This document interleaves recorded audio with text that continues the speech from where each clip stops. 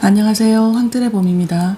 오늘 소개해드릴 책은 무르 작가의 이상하고 자유로운 할머니가 되고 싶어입니다.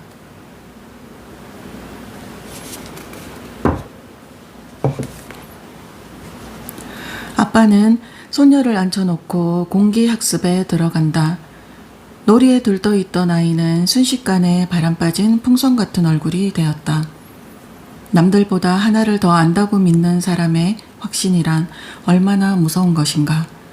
무지하다는 겸손을 상실한 인간의 오만이란 얼마나 폭력적인가. 자라는 동안 내 인생에 쏟아졌던 어른들의 충고 가운데 지금 나에게 남아있는 것은 별로 없다. 어른의 충고란 늘 권위적이고 무례했다. 나를 어딘가로 움직이게 하고 일으켜 주었던 말들은 언제나 나를 안아주는 말이었다. 나는 실은 한 발짝도 나가고 싶지 않지만 매일 오후 집 앞 공원으로 산책을 나간다. 공원까지 가서 저수지를 따라 한두 바퀴 빠르게 걷는 1시간 안팎의 코스다. 봄에는 벚꽃을, 여름에는 연꽃을, 가을에는 갈대를, 겨울에는 어느 물가에서 볕을 쬐는 오리들을 볼 수 있다. 돌아오는 길에는 빵집이나 과일 가게에 들러 다음날 아침거리를 산다. 계절에 한 번은 더 멀리, 더 길게 나간다. 먼 도시로 그리운 사람을 만나러 가기도 하고 가끔은 책을 쫓아 갈 때도 있다. 계절 따라 반복되는 이 외출들을 이어가려고 꽤 애를 쓴다. 애쓰지 않으면 한 발짝도 안 나갈 테니까. 쉽게 방전되는 저용량 배터리를 가진 사람에게 외출은 늘 크게 마음먹어야 하는 일이다. 옷을 입고 신발을 신고 나면 이미 배터리가 한 칸 소모된 것 같은 이 기분을 사람들은 모를 것이다. 그리고 내가 누군가에게 준 사랑은 세상을 돌고 돌아 다시 나에게 온다고 했다. 나에게서 너에게로, 세상 이쪽 끝에서 세상 저쪽 끝으로, 어디서 만날 수 있을지는 알 수 없지만 아마도 집안보다는 집 밖일 것이다. 아주 높은 확률로. 낙서하기 좋아하는 아이였던 나의 단골 낙서 주제는 집이었다. 빈 종이만 보면 집을 그려댔다. 더 이상 나무집이나 구름집을 그리지 않는 나이가 되었을 때도 나는 계속 집을 그렸다. 여러 권의 연습장에 그려진 집들은 주로 하나의 방이었다. 그런데 이상하게도 내가 그린 집들은 한 번도 방 하나를 넘어서지 못했다. 언제나 내 판타지는 방 안에만 완성됐다. 책장에 꽂아놓은 월든을 몇 번이고 읽으며 숲으로 들어가 사는 삶을 동경했으면서도 나의 그림들은 도시의 삶에서 벗어나지 못했다. 내가 그린 수많은 집들은 왜 동화이기를 포기하고 인테리어 잡지가 되었을까? 흰 종이 위에서는 어디든 갈 수 있었는데 왜 나는 더 멀리 가보려 하지 않았을까? 이런 생각이 자주 든다. 평생 아파트에서만 살았던 아이가 자라서 가지게 되는 꿈은 아파트로부터 얼마나 멀어질 수 있을까? 언젠가 강연 때 김용택 시인이 확신에 차서 했던 말, 아스팔트를 밟고 자란 아이는 시인이 될 수 없다. 친구가 하나도 없던 어릴 때 엄마가 해준 말이 생각났다. 혼자서 할 수 있는 걸 한번 해봐. 네가 혼자 재밌게 놀면 함께 놀 친구도 생길 거야. 엄마의 말이 주문이 된 것인지 20살 이후에 나는 너무 혼자 잘 있는 애가 되어버렸다. 혼밥을 하고 혼자 극장 가고 여행도 갔다. 또 그걸 부지런히 기록했다. 사진을 찍고 일기를 쓰고 기록할 수 있는 공간에 꾸준히 올렸다. 그 덕분에 뒤늦게 나를 좀 들여다볼 수 있었다. 내가 좋아하는 것과 잘하는 것들을 하나씩 찾아갔다.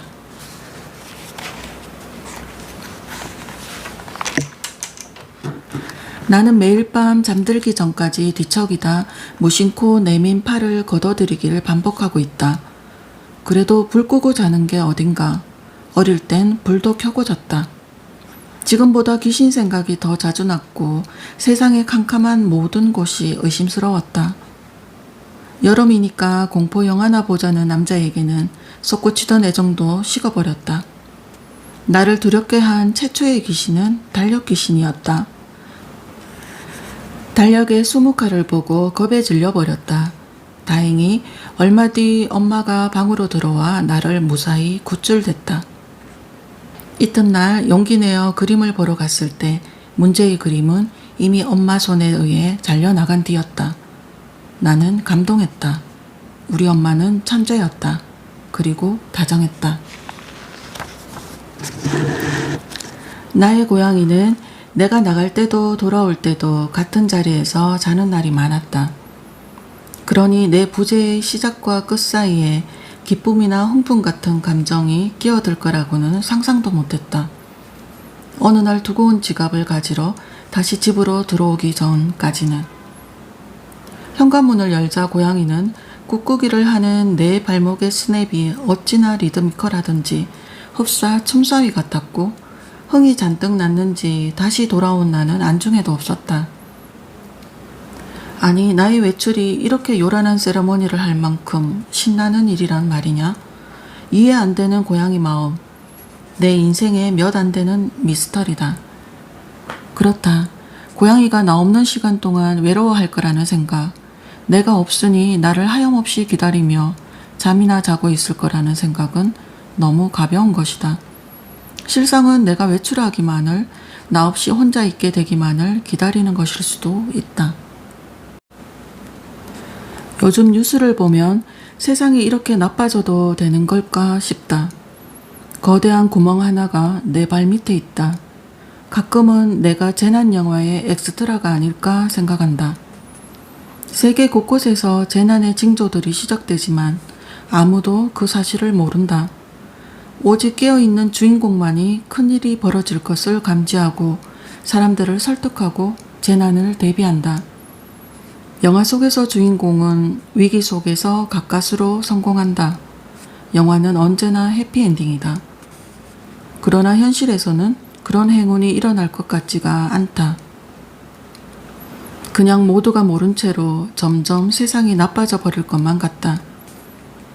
아마도 어른이 된다는 건 모순과 부조리와 불행의 중력 속에서 힘껏 저항하는 경험을 하나씩 늘려가는 일일지도 모른다. 그리고 동시에 그럴 수 없는 순간을 맞게 되었을 때는 그것을 잘 감내하는 일이기도 할 테다.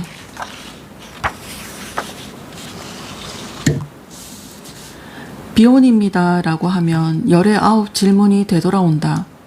왜요? 관습을 벗어난 선택에는 의례 불편한 시선이 따라붙는다. 나는 결혼에 적합한 사람이 아니다. 어떤 일이 일어나려면 우선 그 일에 대한 욕망이 있어야 한다. 나에겐 결혼에 대한 욕망이 없었다. 어떤 판타지도 생기질 않았다.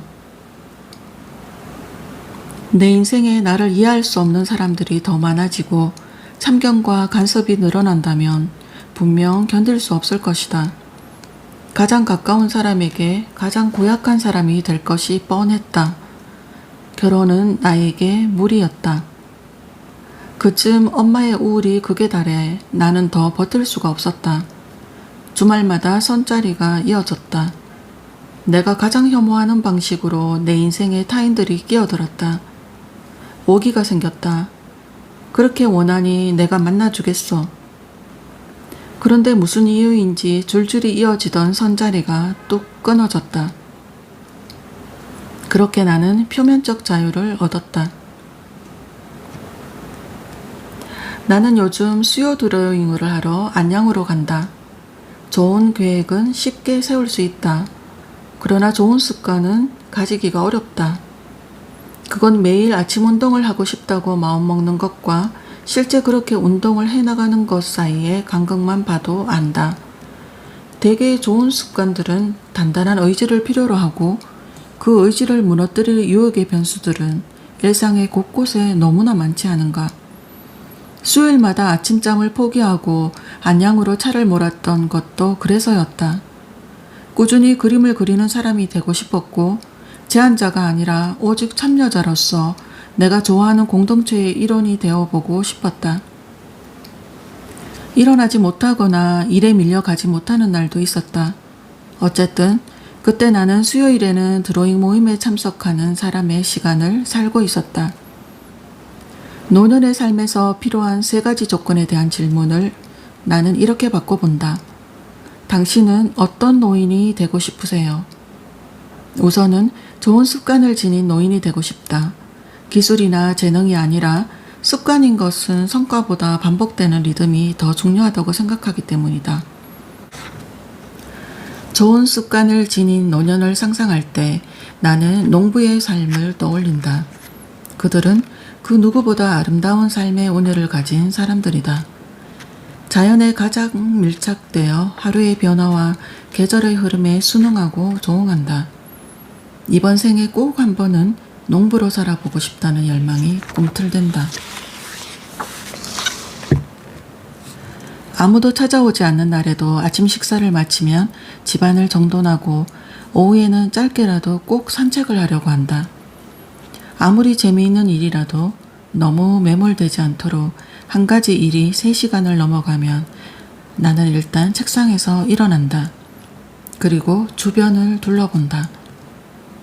읽거나 쓰는 일이 속도가 붙는다고 종일 기력을 쏟지 않는다. 매일 규칙적으로 해나가지 않으면 꾸준히 오래 잘해낼 수 없다는 것을 이제 알았기 때문이다.